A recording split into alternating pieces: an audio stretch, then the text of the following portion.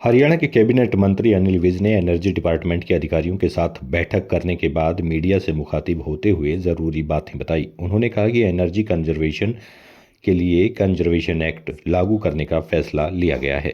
Conservation act implement ना करने वालों को 10 लाख रुपए जुर्माना लगाया जा सकता है। प्रदेश में सख्ती से लागू करने जो आज बहुत ही इम्पोर्टेंट डिपार्टमेंट है उसकी मीटिंग हुई और उसमें कई निर्णय लिए। उसमें एनर्जी कंजर्वेशन के लिए एक एनर्जी कंजर्वेशन एक्ट है 2001 का, उसको प्रदेश में सख्ती से लागू करने का फैसला किया गया और उसमें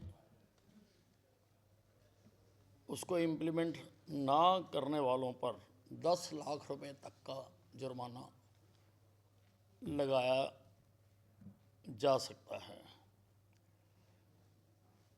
सभी जिलों में कूड़ा को ख़त्म करने के लिए कूड़े से बिजली पैदा करने के लिए प्लांट लगाने की पॉसिबिलिटीज़ पर विचार करने का निर्णय लिया गया, क्योंकि कूड़ा उठ तो रहा है,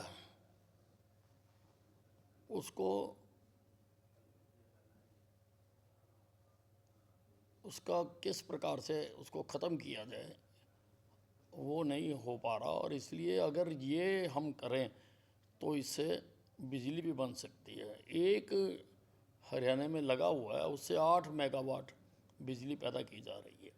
तो मैंने कहा कि हर ज़िले में कम से कम एक लगाकर, ताकि आसपास के सभी इलाकों का कूड़ा वहाँ आ सके और इससे बिजली पैदा की जा सके। उसी प्रकार प्रधानमंत्री सूर्य घर योजना जो है उसको अधिक से अधिक प्रचारित करने का फैसला किया गया है, ताकि अधिक से अधिक जो लोग हैं वो सोलर एनर्जी लगाएं। इसमें सरकार सब्सिडी देती है 3 मेगावाट तक 78,000 रुपये इसमें सब्सिडी सरकार देती है।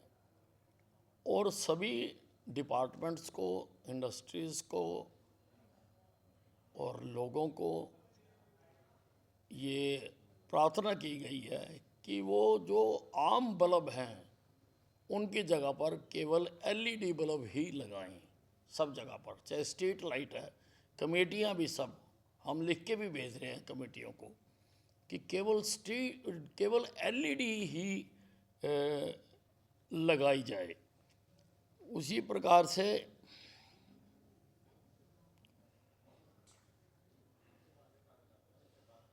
हम ऐसा विचार कर रहे हैं कि किसान से अगर कहा जाए तो वो सोलर की बिजली नहीं लेता है, इसलिए हम एक पायलट प्रोजेक्ट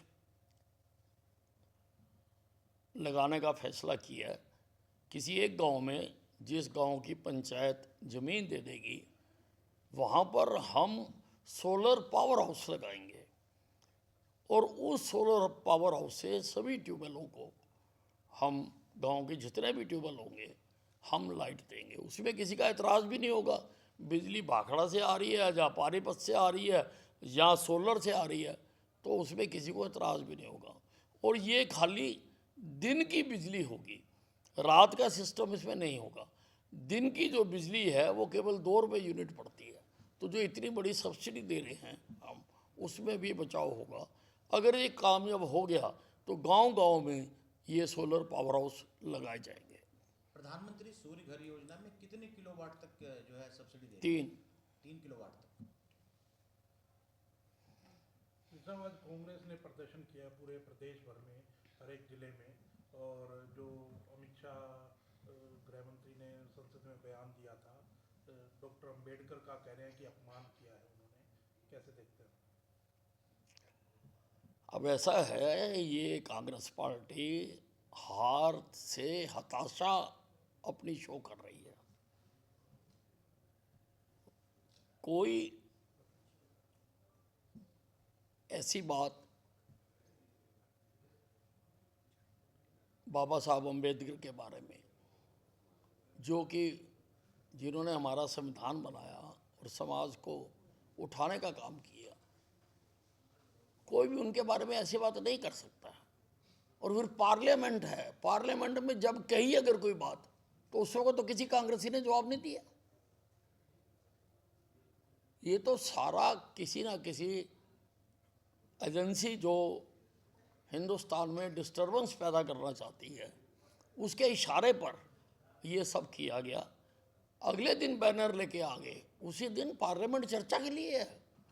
अगर कोई बात किसी को गलत लगी है तो वो वहाँ पे समझा सकता है, बता सकता है। पार्लियामेंट से बड़ा प्लेटफॉर्म और कौन सा हो सकता है? पर वहाँ ना करके ये लोगों में डिस्टर्बेंस पैदा करने के लिए ये सारा काम किया जाता है। सर, कांग्रेस ने अभी हाल ही में अपनी फाइनेंस कमेटी की बैठक करी और बैठक के बाद आरोप लगाया कि कहीं न कहीं जो इलेक्शन कमीशन है उसके डाटा की वजह से ये सारा खेल खराब हुआ। वो अभी भी अपनी गलती नहीं मानते, वो मानते चुनाव आयोग के जो आंकड़े थे उसकी वजह से वो लोग हारे। आप कैसे देखते हैं इसको? नहीं, मैं कई बार कह चुका हूँ कि अगर चुनाव आयोग का डाटा गलत था तो हरियाणा में जितने आपके एमएलए जीते हैं फिर तो वो भी गलत जीते हैं। और अपनी बात का ही सम्मान रखते हुए उन सब एमएलए को त्याग पत्र देना चाहिए, क्योंकि वो गलत डाटा की वजह से चुने गए हैं।